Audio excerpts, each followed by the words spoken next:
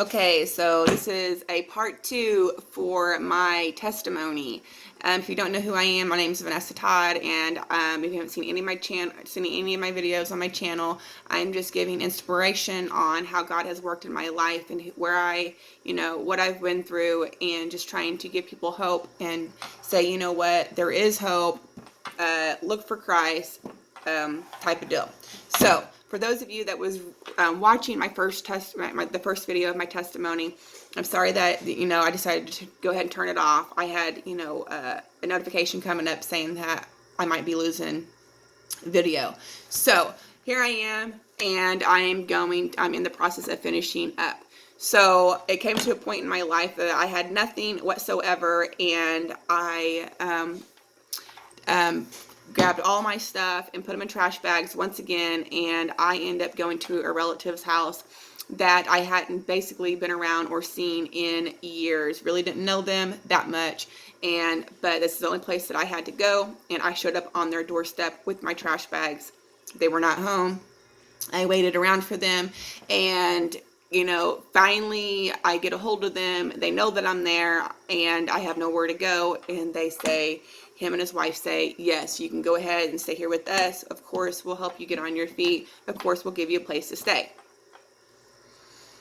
Okay, so I'm staying there with them, and this person is talking to me. I overhear him talking a lot about Christ, and talking to me about Christ and stuff. Now, for me, over the years, like I said, I had believed in astrology, numerology, soulmates type of deal. I believed in bits and pieces of the Bible, but I didn't believe fully in the Bible. And anytime I was like in the bars and stuff, a lot of people that I would talk to, we did talk about, our curiosity of like what's out there, like what's real. And so a lot of times we were talking about, what we thought about who was Christ and how does it work and how do you put the puzzle together. And so he's talking to me, this family member's talking to me about Christ, and I'm overhearing him talk about Christ and stuff. Well, there was, he had mentioned at one point that he thought maybe somebody had broken into his home. And so I'm like, okay, that's odd. I'll keep an eye out for that and make sure that, nobody's breaking in. And so I was gone one day, and I come home, and there was a truck backed up to his house. And I come out, and I come out of my vehicle, and I just, the attitude that I was in, like who I was who I was as a person at this time, I was so harsh, with my words and where I'd come from, that as soon as I come up to him, I just start cussing him out. And I'm like, who the blank are you? You don't need to be here. And the guy's like, it's okay, Vanessa. I'm his friend. And I'm like, you know who I am? And he's like, yes, I know who you are. And you're his relative. And I'm like, everyone knows who I am. And so I didn't even acknowledge this person. I would just, cuss him out. And I'm like, everyone knows who I am. And he's like, I'm just here. I'm just, delivering an entertainment center. And, me and him are friends. And I'm like, okay, whatever. Well, he's coming over now. And me and him are just ignoring each other. Like, I don't know who he is. Like, why are you coming over here type of deal. And they, they're talking, and they are talking about God and stuff like that. Like, I just really wasn't a part of those conversations. I didn't even know who this guy was. Well, it comes down to this family member that I'm staying with eventually comes to me and says, God has told me you're supposed to be with my friend. And the friend's there. The friend's here, and why he's telling me this, and the friend's not saying a word. He's not saying no. He's not saying yes. He's not saying nothing. And I knew, I'm like, there might be something to this, because this guy's not saying nothing. Like, I don't even know who this guy is, but normally you would say, no. Like, dude, you're like out of your mind. Like, this is not happening. But my family member was like, God is telling me, God's told me. that you're supposed to be with him. And I, I'd prayed since 2010 for God to send me a man, to God for the right person. This is the first time that anybody has ever came to me and told me, God told me that you're supposed to be with this person. Okay, so I decide I'm gonna talk to this person, and we're gonna see if we get along and how it works out. Well, we do everything. We become friends, and we just start talking about God, and he starts sharing, sermons and videos and stuff like that. And in that process of becoming friends, we decide, we want, a relationship together. But I just had a lot of questions, and he seemed like he had a lot of answers as far as who God was, who Jesus was, how things worked. And so I'd ask him questions, and he would say, if you want to know, get in the Bible and read it for yourself. And I'm like, I've tried, and I don't understand the Bible. I need you to tell me. And he's like, well, there's no reason for me to tell you. He's like, I can tell you what I believe and what I think, but you might interpret it different. So you need to read it. And I'm like, I don't understand it. I've tried. I've been trying, and I don't understand it. And he's like, well, you just need to keep trying. And I'm like, I would get so mad. I'm like, fine. So I would just keep trying to read the Bible, and because by this time I'm like, I need to change my life. I need hope. I need to know if this is Christ. I need to know the truth. And so I just started spending daily, in the Word, praying, repenting of my sins, trying to turn from my ways. I was still an alcoholic, and I would, instead of running to alcohol, I would start praying through those thoughts, praying through, wanting to run from my situations and stuff like that. And it came to a point to where, and this was going on for a year, and there's other videos that you can watch if you're not caught up to where I'm at, if you haven't seen anything, to explain in detail of, there was issues in this relationship. There was, God has spoken to me during certain situations of my life. And anyway, so my point is, it took a year of me seeking, this relationship that I was in. He'd be at work, and I'm here, and I'd just be consistently just dwelling in worship, just dwelling in just Christian music, dwelling in prayer, just dwelling in just asking God, just begging God, forgive me for my sins. I'm so sorry. I know what I've done is wrong. Everything I could, every single day, I was just trying and trying and trying. I just so badly just wanted to be a better person, and I just wanted to be worthy, and I just wanted to, feel like I'm somebody. And I wanted my daughter back, and I wanted to be a good person, and I wanted a family. But everything in me was telling me I wasn't good enough, that I wasn't going to be able to, get through this.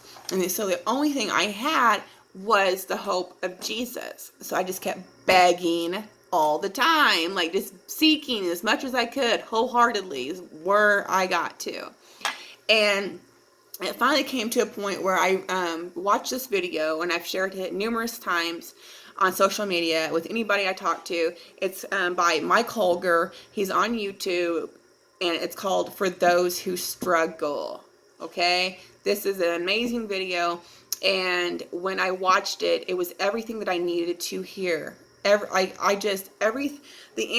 questions that I had, and I didn't know if I was saved. I didn't know. There were so many questions I had, and this video answered it. And it answered it so much that I watched it again that day, and then I watched it the next day, and then I watched it the next day, because I wanted it in my bones. I wanted these words to just stick with me and never leave me, to just give me hope. And so I started watching the video on July 11th, 2015.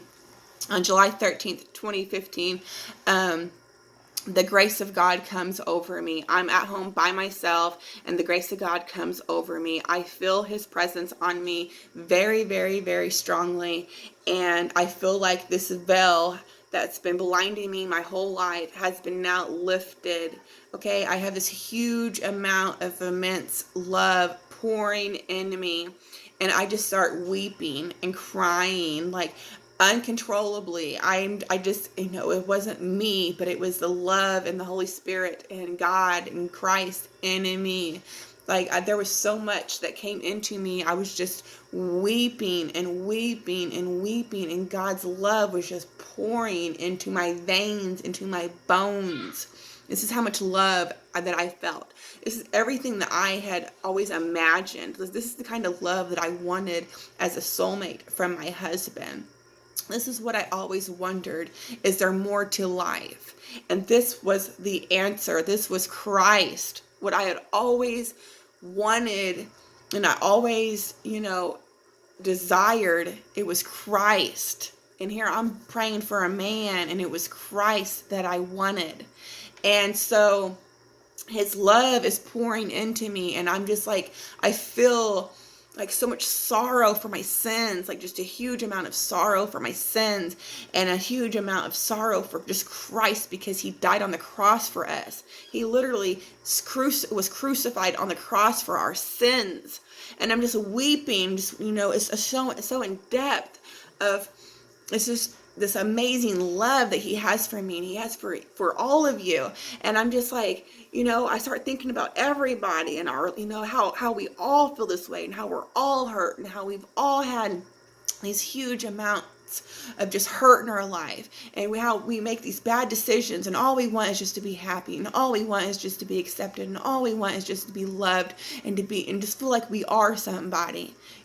That's what we want. And I'm just like weeping, and I'm like, man, we're all lost, we're all blinded. And I just feel so bad for everybody, and this is like, and it's just like, it's so amazing. I've never felt this. I was not on drugs. I promise you, I told you before, I've never done drugs. I've smoked marijuana, but other than that, I was just an alcoholic. So this is what I was going through, and I kid you not, okay, it stuck with me for 3 days. For 3 days, I cried in remorse of my sins. For 3 days, I felt this tremendous amount of love in every bone, every vein, everything. It was so amazing. It was the most amazing experience I've ever felt in my life. It's the most amazing experience I will ever feel in my life. It was more than anything that you can imagine. This is what God gave me. My eyes were now lifted. Okay? So I'm telling you, God is real. God is great. He has done so much stuff in my life, and I've given you testimony in these other videos. He has told me what the reality of the world is. What is going on today in the world is because of Christ. It all started somewhere. There is truth. You think about it, there's always been gods, okay? There's always been gods, okay? His word says that his world, or his word, the main one, the Christianity, will spread throughout the whole earth, okay? You really need to get into the word, okay? I can sit here and tell you, but until you want to change your life, until you open up and you start seeking for yourself, because Christ says, seek him first with your whole heart, and all else will follow. All else, everything that you're desiring, everything that you're needing, everything that you're missing out on, Christ will give it to you, okay? He will. He will bless you. He will love you. He will protect you. So, this is my testimony. I'm sorry if there's people here that are offended by what I'm saying, but I'm telling you that I have waited many, many, many, many years to give this testimony. And I hope that it blesses somebody. You know what? We all struggle. And, my channel is for those that have struggled, for those who have struggled. And I thought, you know what? When I seen that video on Mike Holger, and that's what his video said, for those who struggle, I needed it, like, right away. I'm like, because I was a struggler. I've struggled my whole life. And I'm telling you, your answer is Jesus. And, you can live without Jesus, and you can be blessed without Jesus, but in the long run, you're not going to have everlasting life, and you're always going to have that piece of you that's missing. You're not going to be completely full. You will always have,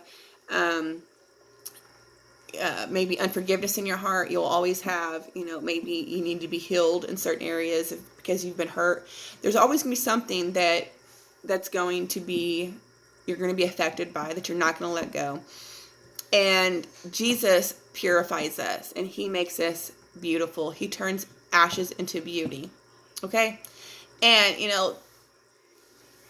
the situation that I'm in, like I said, I have lost my driver's license, and I still haven't gotten them back, and I should be able to get them back next year.